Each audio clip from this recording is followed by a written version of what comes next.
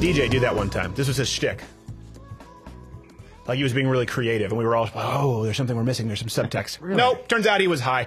But I will say this, Pogo, genius guy who makes it, genius musically, makes me actually sad when I see how smart he is, how creative he is. Our next guest makes me sad, not only because I read his last name and I think of the word sad, but he's a genius just as it relates to being a genius. There's no addendum needed. You can follow him on Twitter at GadSaad, GADSAAD, or see his channel on the YouTubes, as long as it's still, well, as long as any of us are still around on YouTube, The Saad Truth, 2 A's. Mr. Saad, how are you, sir? Very good. Thank you for having me back. Well, we're glad this is the first time you've been back since the new digs. You have longer hair. You look like you've gotten some color, so you've been spending time down south, I imagine. I was in Southern California for almost 6 weeks.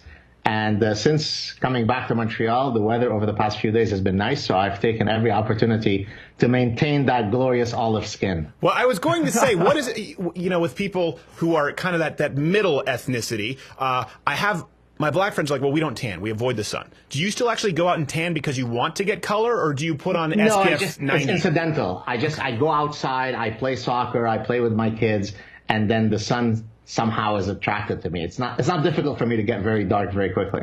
Yes. Well, this show gets very dark very quickly. And also noted that fan of soccer, so you won't be back. So, Mr. Saad, this is going on everywhere. And we'll get to your forthcoming book here pretty soon. Some interesting sort of, I guess, a theory that you put forward or a term that you've coined. But I want to talk about this first. You were banned, do I have this right, from Ryerson University? Yes. So on August 22nd, a few weeks ago, I was scheduled to speak along with Jordan Peterson, who I think many of your viewers would know who that is. Yeah. Oren Amate, who is a clinical psychologist, and Faith Goldie, who's become a bit more of a polarizing figure recently. Yes. We were supposed to speak at an event titled The Stifling of Free Speech on University Campus. Yeah. At a campus, and it was stifled. And it was stifled. Now, what was their justification? Because, okay, if it were just Faith Goldie, I can kind of understand. A bit of a firebrand. So people would say, well, listen, we don't want that on our campus. And I know she's not as professorial as you or Peterson. But you and Doc Peterson, why? What did they say? So the people who shut us down had put up a public Facebook page trying to incite people to, cause all kinds of problems, which of course eventually they did. Yeah. And the original page had the swastika sign, the Nazi sign. You're one of those Jewish Nazis, correct? Exactly. Yes, okay. There are dozens of them. Yes. No fascists in our city. This is in Toronto. We don't want white supremacist, Nazi, anti-Semitic folks in our city. I'm Lebanese with this skin tone, and I'm Jewish, so I make for a pretty rough Nazi anti-Semite. I was gonna say, I mean, that's pretty rare, if I'm not mistaken. We've talked about this, I think, last time. Jew from Lebanon, usually obviously dealing with Muslim or a very large Catholic population until the shift. So, is this sort of generational? Did your family come a long while ago? Yeah, so we were part of the last group of Jews that had remained in Lebanon. I think at the maximum point, there were maybe about 20,000 Jews in Lebanon out of a population of a few million. Yeah. But as there would be more conflicts between Israel and the Arab worlds in the 20th century, it would become a bit more precarious to be Jewish in an Arab country. But my family, meaning my parents, were very well entrenched within Lebanese society. So we were part of the last group of maybe 1,000 or 2,000 Jews that had remained. Once the civil war broke out in 1975, then it became impossible to be Jewish in Lebanon. Yeah, well, don't expect to be cast in any Aladdin real-life adaptations anytime soon. So one could almost make the case, Gad Saad, inform me if I'm incorrect here, one could almost make the case that you and people of your lineage have perhaps faced more persecution than these students who believe you to be a Nazi. You mean a privileged white woman who attends Wellesley College, and the scariest thing that she's faced is a popsicle that's not cold enough is not worse than my escaping execution in Lebanon? How dare you? I know. It is remarkable how many Jewish Nazis there are now. And listen, I mean, I come at this obviously from an entertainment standpoint, just comedy clubs, and we just had, I can't remember who we just had, the guy who... he was hosting a free speech event at a comedy club in Toronto, and that got shut down. So... He actually, excuse me to interrupt you, he actually reached out to me before he was about to hold the event, asking if I would be there. And then I told him, well, since our event has been shut down, I won't be in Toronto. So I was aware of his desire to organize this and eventually of it being shut down before other people knew of it. Well, the reason I bring up those parallels is because it is remarkable, because the entertainment industry, and certainly comedy is, in Canada, as I knew it, was just left by default. And the same thing, obviously, in higher education. Generally speaking, most professors are certainly the ones who are most vocal. It's a leftist indoctrination machine. And it just seems, I don't know if it's happenstance or it's that people like you and I are having these connections. People like Mike Ward is having a connection with Jordan Peterson. But this sort of uprising, or at least people speaking out on both sides there, it's happening at the same time, the entertainment industry and the educational establishment. Have you noticed that, and why do you think that is?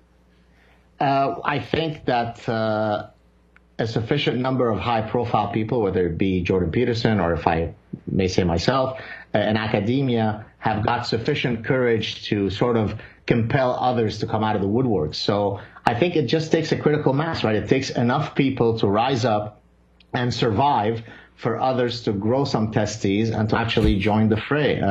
The reality is that there is a sufficient number of people who are fed up with these realities, but for whatever reason, sometimes they overestimate the risks that are associated with speaking out, right? I mean, many of these professors are tenured, so by definition, their professional status is not going to be harmed. So what is it that you're afraid of? Why is it that you're afraid to speak out against political correctness or against anti-reason thinking, if we can call it thinking? Well, but the reality, go ahead. Well, I was going to say, I mean, I don't want to, don't shortchange yourself, because you've had some pretty serious security threats. Being there in Canada, you've had to take some precautionary measures. So there are some dangers, and I mean, I have a lot of respect for doing it. Thank you. I appreciate you saying that. Look, you're right that certain topics will trigger greater threats than others, but I'm not even talking about, criticizing the religion of infinite peace. Instead, I'm talking about even banal stuff, right? Whether you think that Bill C-16 is a good idea or not. I'm not sure what that is. People know what that is? Yeah, Jordan Peterson has talked about it, okay, right. They're semi-familiar. All right, so I mean, that's basically the bill that incorporates gender identity and gender expression within hate crime laws. Well, that's not something that is so hot button, so dangerous that you should be afraid to air your position. Right. If you do it in a nice, respectful, dispassionate way. And yet, I think most people suffer from a truly terminal case of intellectual cowardice, and so they keep quiet. Well, and does that relate back to, I know we talked about this behind the scenes, it's going to be in your forthcoming book. We'll discuss it more in depth when the book is out so we can dive into it. But you've coined this phrase ostrich parasitic syndrome. I think I'm getting that right. Explain it to the audience for people who aren't familiar and what it means. So ostrich, of course, even though the ostrich doesn't do this behavior, it's become a very powerful metaphor of someone that puts their head in the sand to deny reality, right? To reject reality. And I use the term parasite because it is a very apt way of describing the departure from reason that most people, and certainly the intelligentsia, experience today. So in the same way that an animal, for example, a mouse could be parasitized by a particular parasite that renders it no longer afraid of cats, right? So it loses its innate fear that would otherwise lead it to survive. And so I take this idea of brainworms that parasitize our brain, and I argue that certain ideas like postmodernism and cultural relativism and radical feminism and a few others have literally parasitized most people's abilities to think, and hence ostrich parasitic syndrome. I think we're having a little bit of technical difficulties because of this damned. I think it's probably the Canadian government. But can we at all just? Yeah, he can just shut his camera off. You know, if you just shut your camera off, Gatsa, we've already seen your lovely Punim, but it'll give us a clear audio for the rest of the interview. I'm sorry, I hate to do this. There you go. All right, you can still hear us. Yeah, I can hear it. Did you get all of my explanation? Go back to brainworms and then finish from there. So the reason why it's called ostrich parasitic syndrome is because there are many parasites in nature that actually, they're brainworms. So you could have a type of brainworm that infects the brain of an ungulate, let's say a moose or a deer, whereby the ungulate starts circling endlessly, even though there are looming predators that are approaching, it can't extricate itself from just kind of going in a circle. You have a mouse that when it's infected with a particular brain parasite loses its innate fear of cats. And so taking these principles that we find in the animal kingdom, I argue that humans also suffer from a brain worm. In this case, the brain worm is a set of devastatingly bad ideas: postmodernism, feminism, cultural relativism, intersectionality, identity politics. All these things render the brains parasitized. Are you there? Yeah, no, yeah, I'm listening. I'm just entranced by listening to this. It's fascinating, and I can imagine that you're not necessarily the most popular man as a professor on campus when you talk about this.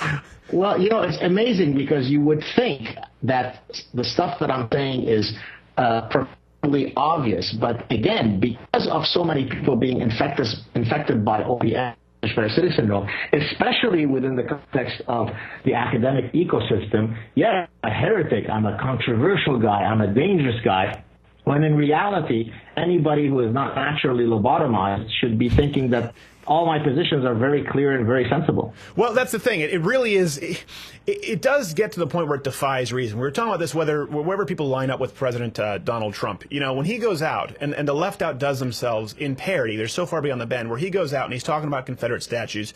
And I understand the argument that's taking place there. I also don't think you can whitewash all of history. But he says, today is Robert E. Lee. What's next? Tomorrow, George Washington. And everyone says, this comparison is so absurd. And the very next day, as a guy said, we need to get rid of Washington from Washington Park. Like, they go so far so quickly, you would think that it defies reason. And as you said, people who aren't lobotomized would be able to see it. And that's kind of the question we always ask on the show, and I go back and forth.